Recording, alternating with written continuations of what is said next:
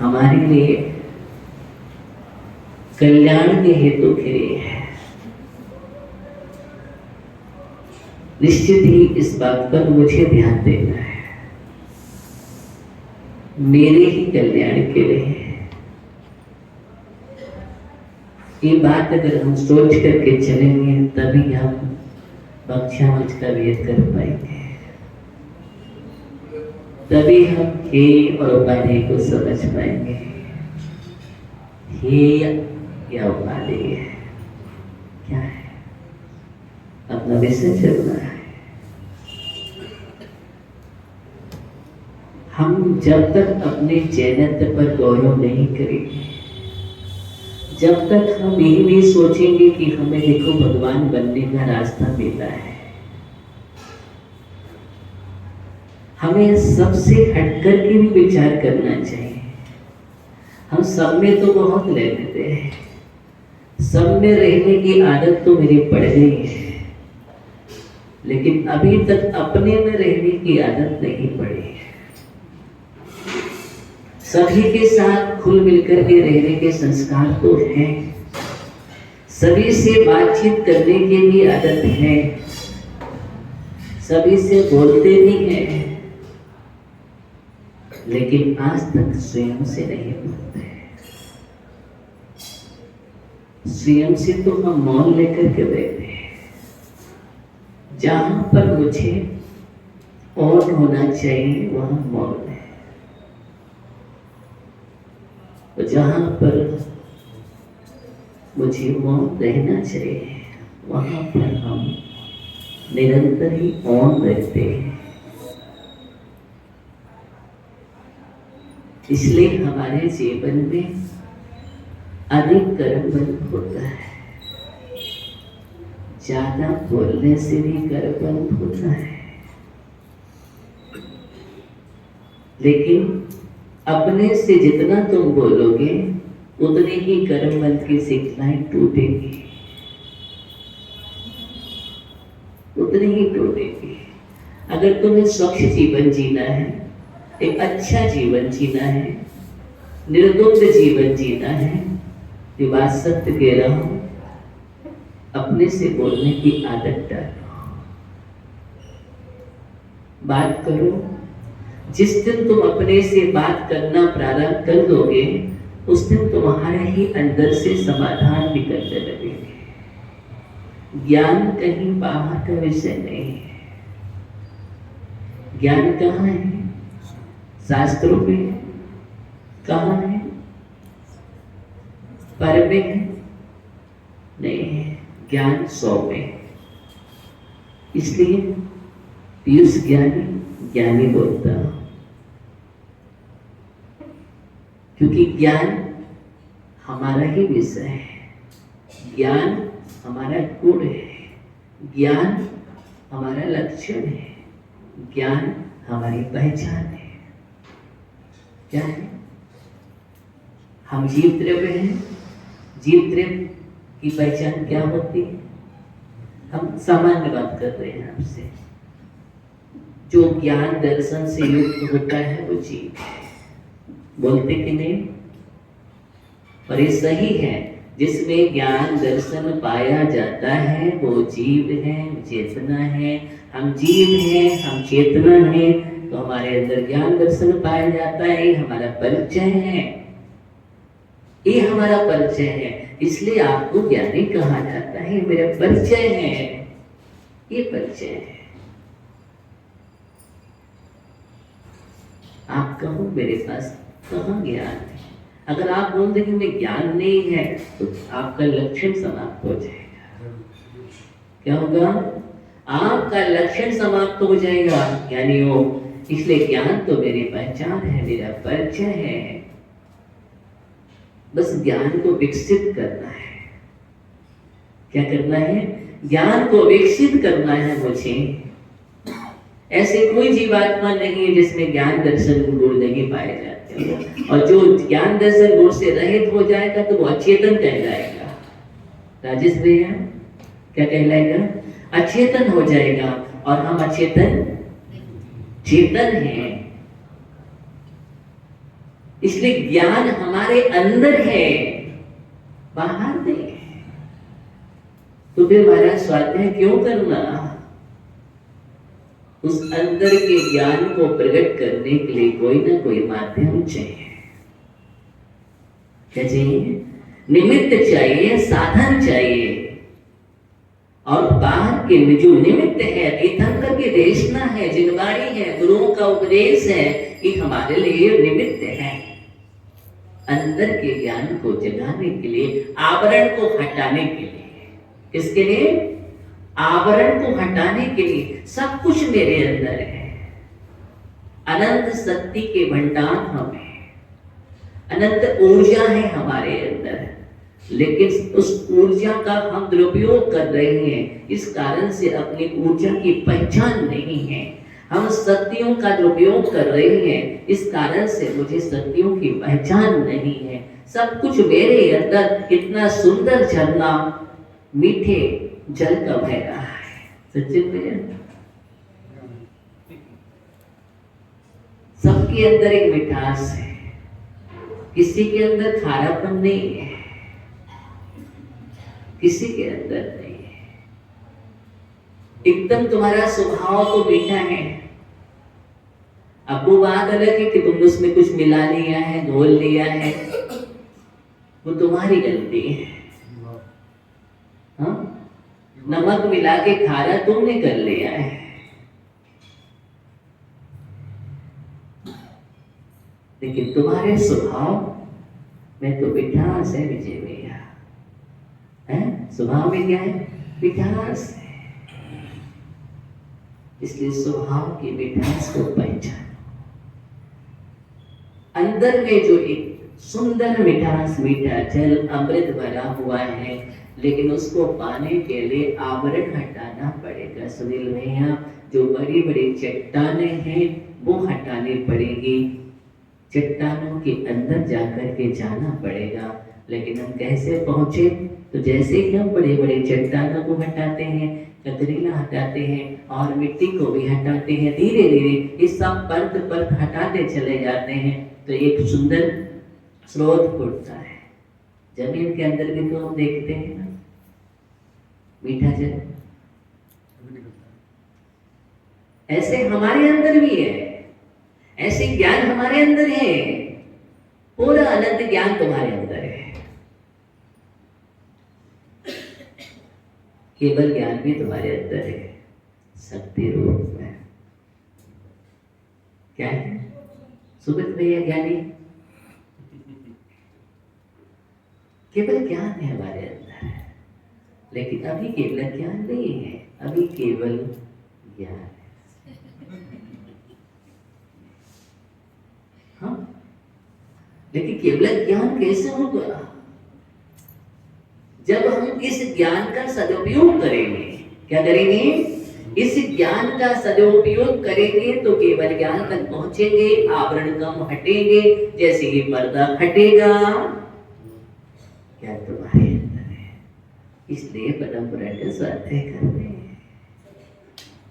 इसके लिए, किसके लिए? सत्संग भैया, पर्दा हटाने के लिए, चट्टाने हटाने के लिए। हम जैसे जैसे पहुंच रहे हैं तो हमारे अंदर जिज्ञासा हो रही है, फिर हम समझते हैं जैन दर्शन क्या है, और समझेंगे तो आस्थावंत हो जाएंगे। क्या हो जाएंगे? हम आस्थावंत हो जाएंगे। कल आपने सुना, आप पढ़ रहे थे, बोले क्या समझे तो संस्थान है, बजरी सत्नारायण संघ है, सुना ही नहीं। अब क्या होता है? प्रश्न तो हुआ आपके अंदर स्वाध्याय करते करते, मुझे बहुत अच्छा लग रहा था। कम से कम आप जानने की कोशिश तो करेंगे, और आज जानने की कोशिश करेंगे तो हमारे लिए ये शुद्ध ज्ञान होगा। क्या होगा? ये शुद्ध ज्ञान होगा, और शुद्ध ज्ञान ही केवल ज्ञान का जनक है। केवल ज्ञान कहाँ से उत्पन्न होता है? शुद्ध ज्ञान के माध्यम से होता है। आगम में लिखा है, जीव कांडादि ग्रंथों को जब हम देखते हैं तो केवल ज्ञान, शुद्ध ज्ञान जो है, शुद्ध ज्ञान केवल ज्ञान का जनक है। इसलिए सबसे ज्यादा महत्वपूर्ण ज्ञान अगर है अभी केवल ज्ञान को छोड़ करके, तो कौन सा ज्ञान? शुद्ध ज्ञान। शुद्ध ज्ञान का जीवन में सबसे बड़ा महत्व है। अगर शुद्ध ज्ञान नहीं है तो हम कुछ भी नहीं कर सकते हैं जीवन में। शुद्ध ज्ञान के माध्यम से ही, ध्यान रखना, ये जीव कर्मों का क्षय करता है। किसके माध्यम से? शुद्ध ज्ञान। हमारे पास शुद्ध ज्ञान है तो परिणाम विशुद्ध होते हैं। शुद्ध ज्ञान है तो बोधि की ओर बढ़ता है ये जीव। कहाँ बढ़ता है? बोधि की ओर बढ़ता है। शुद्ध ज्ञान है तो समाधि की ओर बढ़ता है। शुद्ध ज्ञान है तो परिणाम शुद्धि होती है, और शुद्ध ज्ञान है तो सिद्धि होती है। इसलिए हम सरस्वती की जब आराधना करते हैं तो भावना भरते हैं, बुद्धि समाधि परिणाम शुद्धि स्वात्मोपलब्धि शिव सौख्य सिद्धि चिंतामणि चिंतित वस्तु दाने त्वं वन्दे मानस ममास्तु देवी। प्रार्थना करते हैं, क्या करते हैं? ये भावना भरते हैं, हे सरस्वती माँ। ये सरस्वती माँ कौन? कोई अलग से माँ नहीं है, ये भी समझ लेना। तीर्थंकर की देशना ही सरस्वती है। क्या है? तीर्थंकर की देशना जिनेंद्र की बाणी जिनवाणी है, और जिनेंद्र की जितनी भी बाणी है वो सब जिनवाणी है। लाल कलर वाली जिनवाणी नहीं सिर्फ लिखी वो जिनवाणी है। आप उसे जिनवाणी ले आना तो आप वही उठा के लाओगे जिनवाणी। जितने भी अनियोग के ग्रंथ हैं, चारों अनियोग के ग्रंथ, ये सब जिनवाणी है।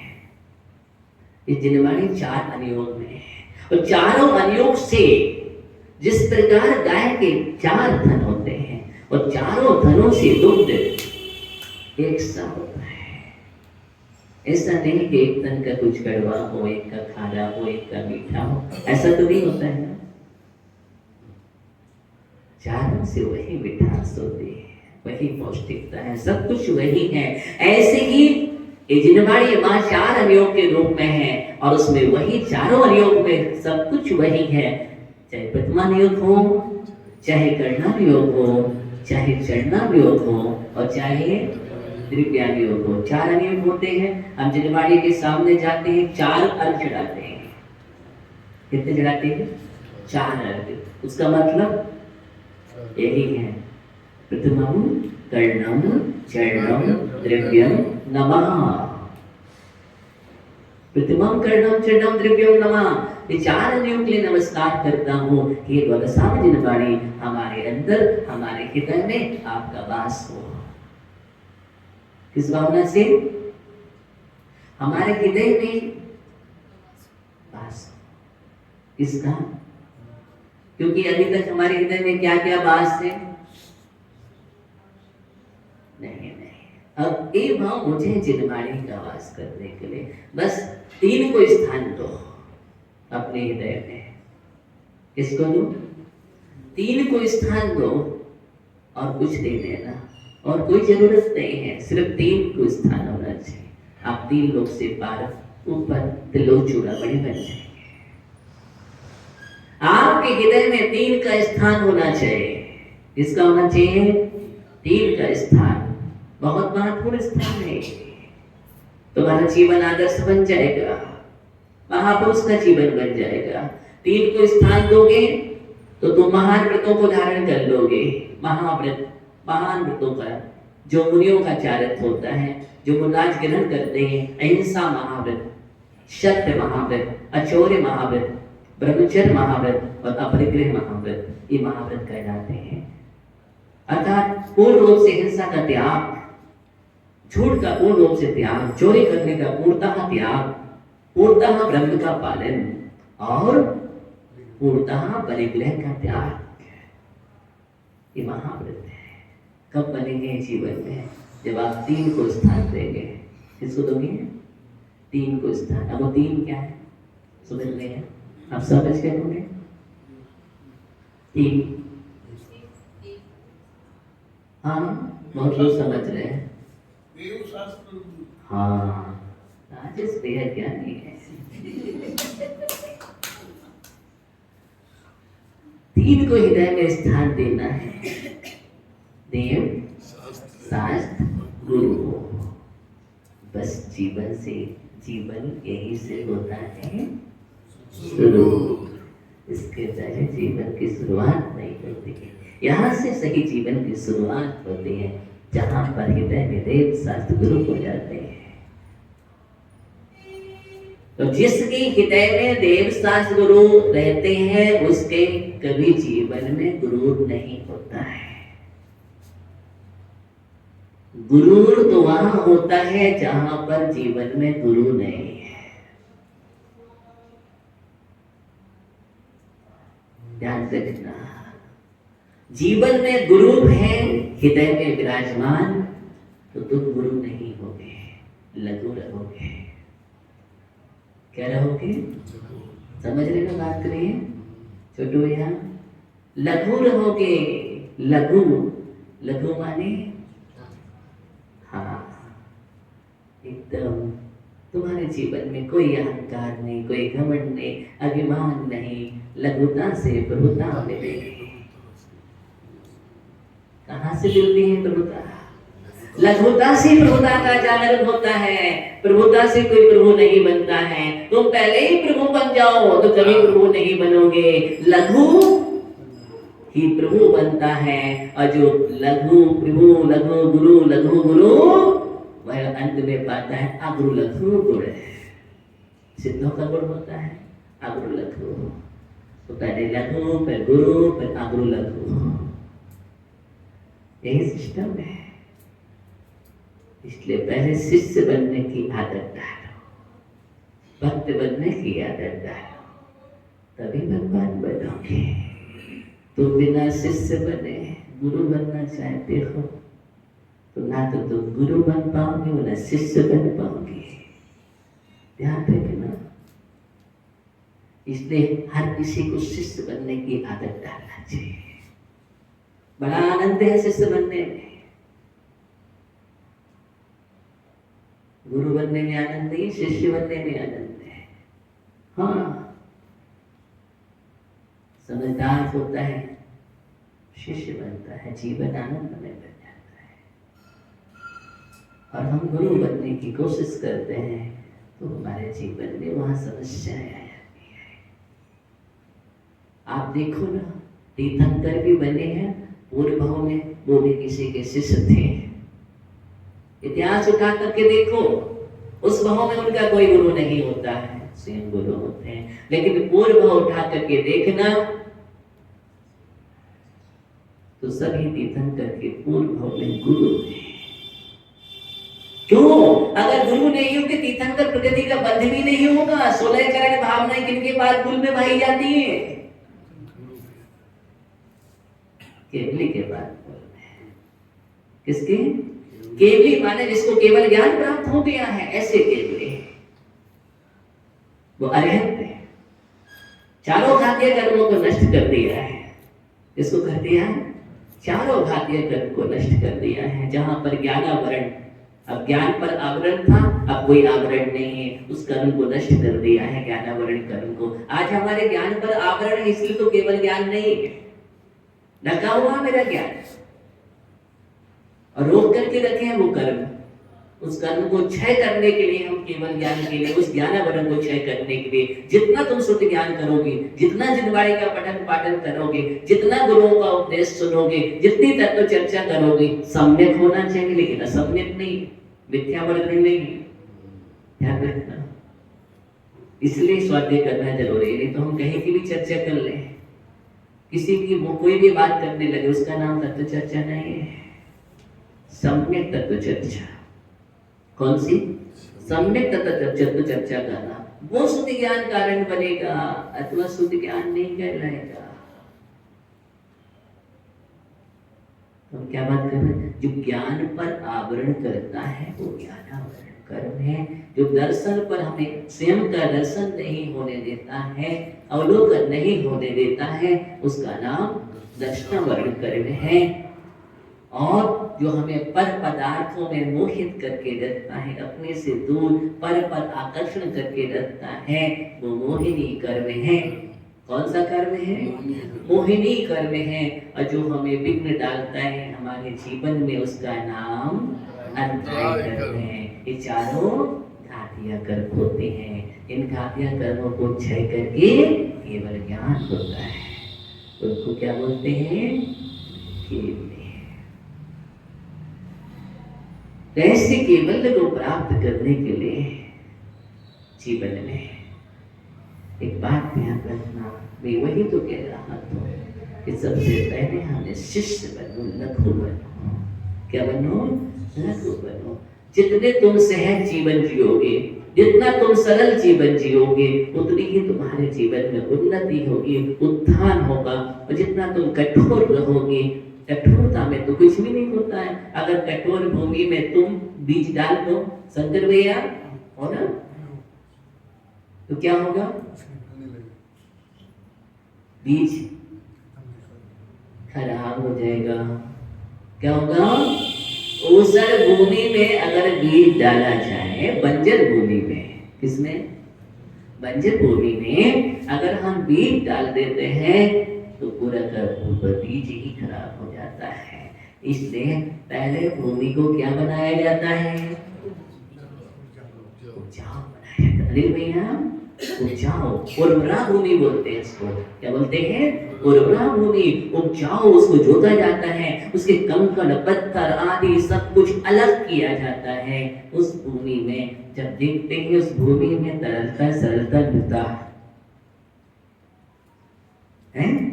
भूमि अब कठोरता समाप्त हो गई है भूमि की, उसमें बीज डाला जाता है, तब कहीं वो अंकुरित होकर के फसल तैयार होती है।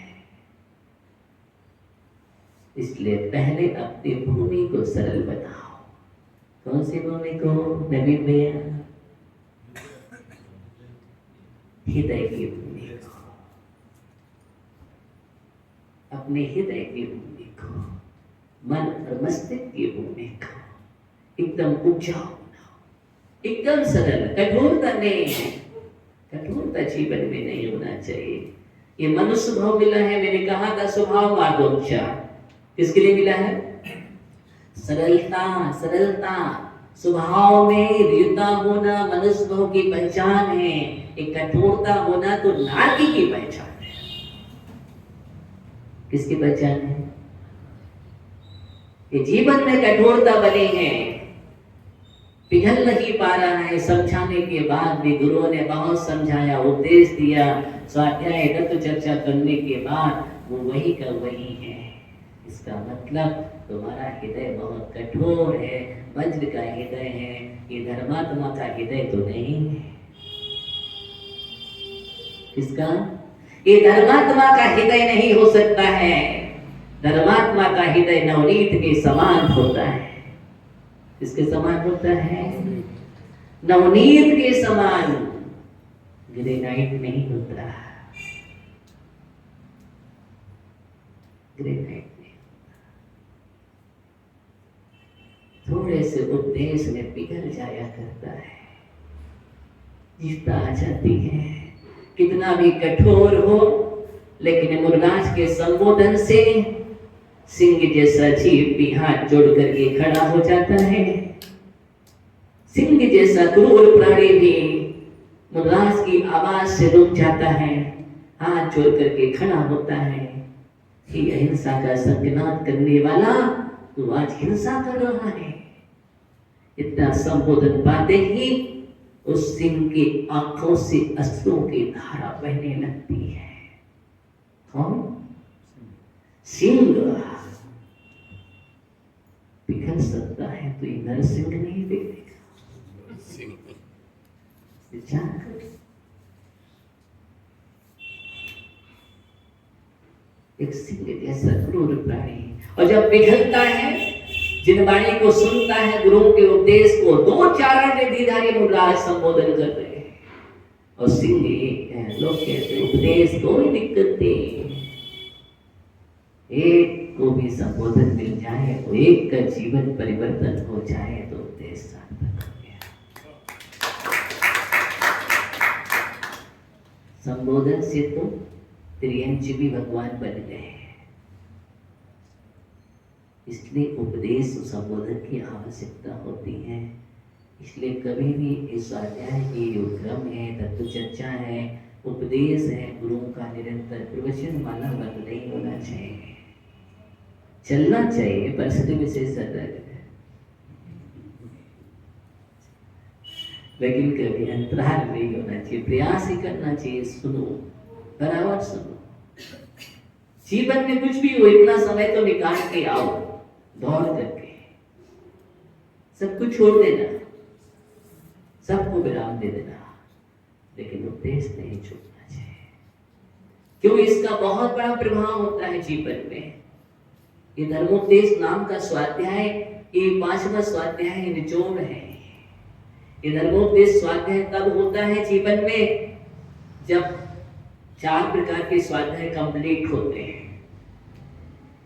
याद रखना, 4 प्रकार के स्वाध्याय कंप्लीट होते हैं तब मिलता है धर्मोपदेश नाम का स्वाध्याय।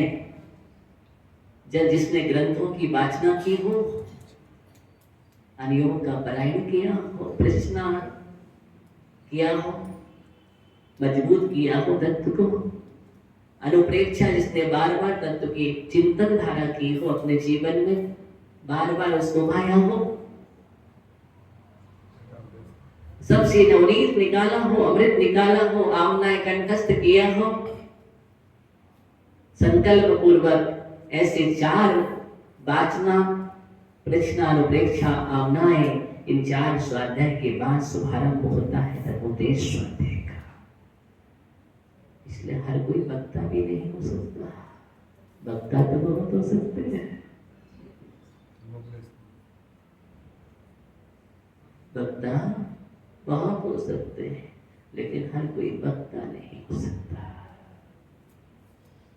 हर दुनिया में बकने वाले बहुत हैं, सब अपने अपने विचारधारा पेश कर देते हैं। इसकी शुरुआत ऐसी हुई, इसकी शुरुआत ऐसी हुई, इसकी शुरुआत ऐसी हुई। नहीं, जब तक हम आत्मपात उस चीज को ना जाने, बहुत सारी चीजें हैं। इसलिए वक्ता 3 ही है। कितने हैं वक्ता? 3। कौन से? नहीं, 3 वक्ता। आज हम सब 3 की बात कर रहे हैं आपसे। 3 वक्ता कौन से हैं? ज्ञानी, सच्चे ज्ञानी। 3 वक्ता पतंजलि जी। 3 वक्ता कौन से हैं? हाँ,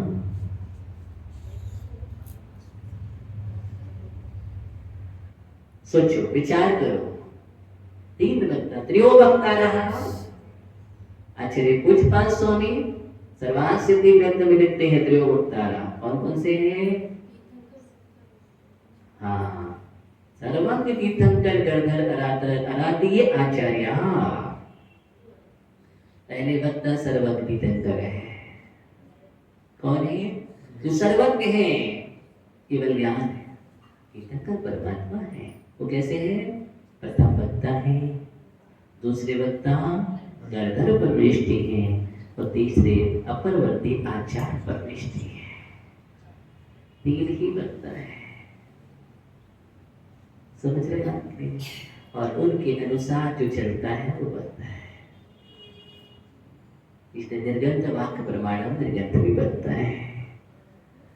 इसके अलावा कोई वक्ता नहीं है। ध्यान देना, बकना अलग है, वक्ता होना अलग है, दोनों में बहुत बड़ा अंतर है। गद्दी पर वही बैठ सकता है, उसको ही अधिकार है जिसको अनुयोग का ज्ञान होगा, आद्योपांत ज्ञान होगा, सब प्रमाण होगा। क्या होगा? सब प्रमाण। ऐसा नहीं कुछ भी बातें कहीं की भी सुनाने लगे, वो वक्ता नहीं है। इसलिए हर किसी की बात प्रमाणित नहीं होती। बात और ध्यान रखना। देखो बाजी, हर किसी की बात प्रमाणित नहीं होते हैं, आगम में लिखा है। इससे सबसे पहले हम देखते हैं वक्ता कौन है, उसके बाद वाक्य। धवला जी सिद्धांत ग्रंथ में लिखा है, वक्त्री प्रमाण्यात वाक्य प्रमाण्यम।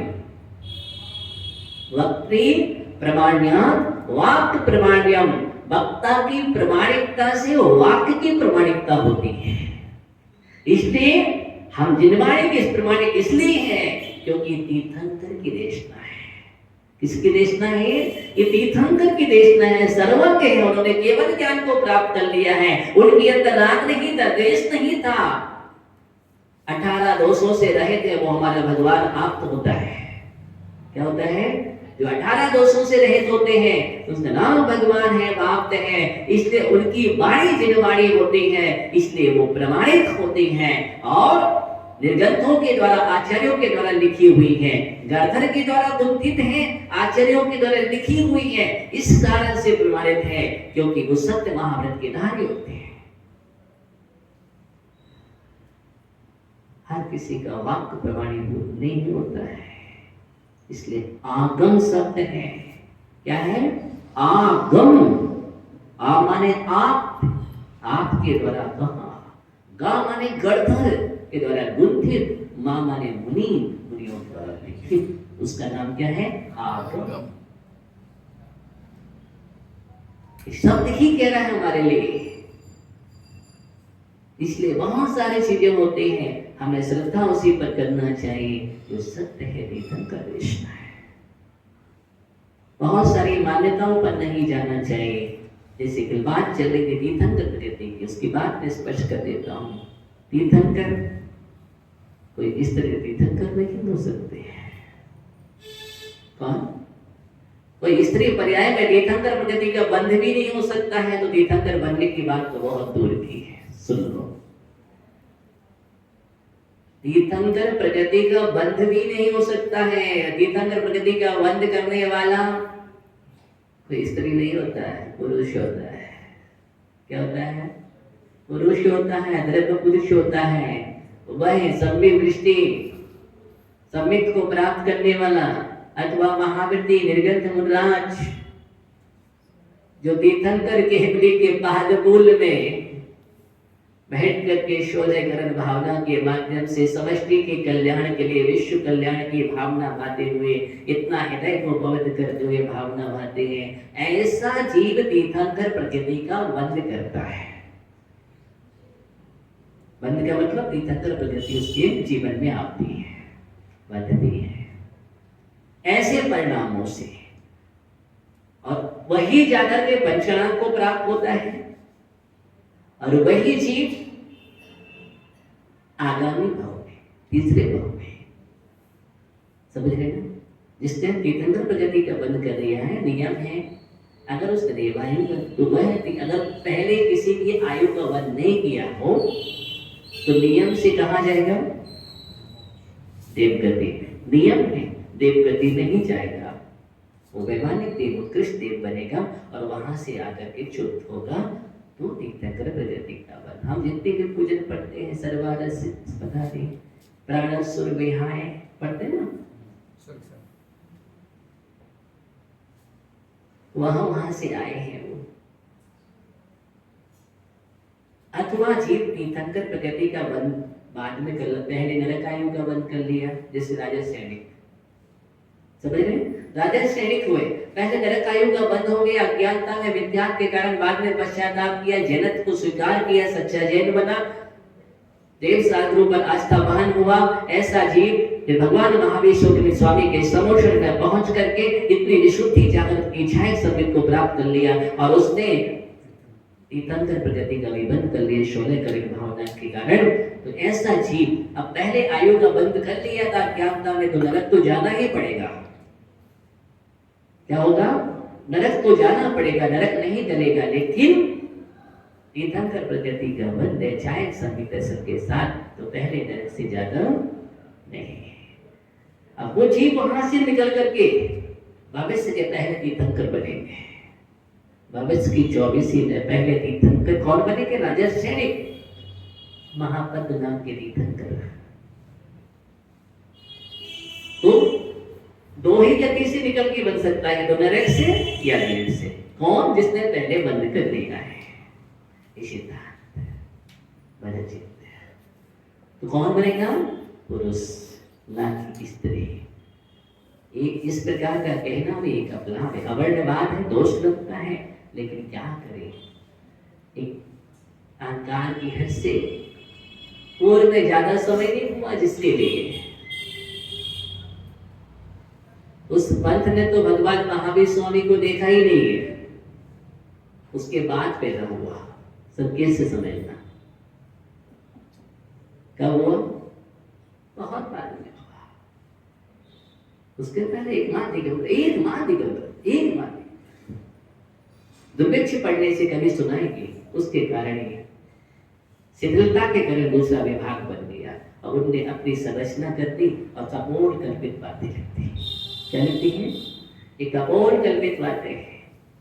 इसलिए तीर्थंकर 24 के 24 तीर्थंकर स्त्री में कहाँ रखा है? जब वो निर्गंध मुनिराय नहीं बन सकते, दीक्षा नहीं ले सकते, इतना दिमाग लगता तो तीर्थंकर बन जाएंगे। सोचो, विचार करो। इसलिए तत्काल हमें निर्णय कर लेना, सोच लेना चाहिए कि संभव ही नहीं है, असंभव चीज। क्या है? असंभव चीज। बहुत सारे तर्क है, सिर्फ मैं अभी सब सर्किट कर रहा हूँ। तो मैं आपको बतला रहा था, समय आपका हो गया कि हमें अपने जीवन में किसको? शुद्ध ज्ञान को। कौन से ज्ञान को? शुद्ध ज्ञान को जीवन में बहुत ज्यादा महत्वशाली है। शुक्ल ध्यान भी होता है तो शुद्ध ज्ञान किससे होता है? शुक्ल ध्यान होता है तो शुद्ध ज्ञान के माध्यम से होता है। यहाँ तक कि धर्म ध्यान भी होता है तो शुद्ध ज्ञान से होता है। रत्नात्रय को धारण भी करेंगे तो शुद्ध ज्ञान, श्रेणी पर चढ़ेंगे शुद्ध ज्ञान, कर्मों का अच्छे होगा उस पर भी शुद्ध ज्ञान की आवश्यकता। इसलिए सबसे ज्यादा महत्वपूर्ण अगर है तो वो शुद्ध ज्ञान है। इसलिए हमें शुद्ध ज्ञान की आवश्यकता है। इस भाव में जितना शुद्ध ज्ञान प्राप्त करो, इसलिए अच्छा है। जल्दी जल्दी जो अलमारी है ना, उनको एकदम सफाई के साथ, स्वच्छता के साथ, उसमें देखो कौन कौन से शास्त्र रखे हैं, क्या क्या शास्त्र है, कौन कौन से अनियोग के शास्त्र है। देखो शुद्ध पंचमी पर्व आ रहा है आगे। कौन सा पर्व आ रहा है? शुद्ध पंचमी पर्व आ रहा है। शुद्ध पंचमी पर्व इसी का पर्व है, इसी का पर्व है। वर्ष में एक बार आता है, जिलवाड़ी का पर्व है, महान पर्व है, बहुत बड़ा पर्व है। इसलिए अभी से जितनी वृद्धि करते जाओ जीवन में, उतना शुद्ध ज्ञान ही लाभप्रद होगा तुम्हारे जीवन के लिए।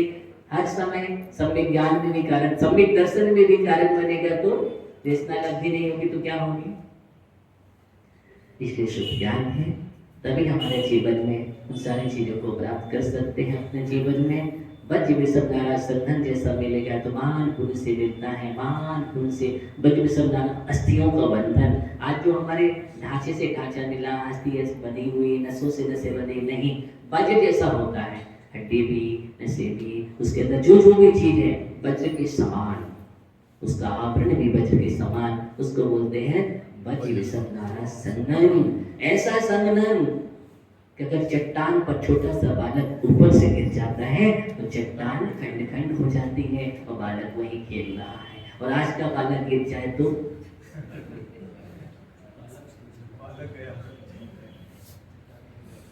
अभी आप पढ़ेंगे पद्म पुराण में आएगा, हनुमान का चरित्र है ना जो, हाँ, वज्र विषम नारा संगम होता है।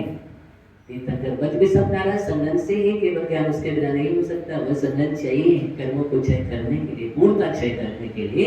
ऐसा वज्र विषम नारा समचतुर्थ स्थान का मतलब होता है पूर्ण का पूरा सुंदर आकार होना, आंख सही होना, प्रमाणित होना, कान प्रमाणित, नाक प्रमाणित, सही पूरा मापदंड होता है एकदम। उसको बोलते हैं समचतुर्थ स्थान। जो प्रतिमा बनाई जाती है पूरे माप से बनाई जाती है, समचतुर्थ स्थान से बनाई जाती है।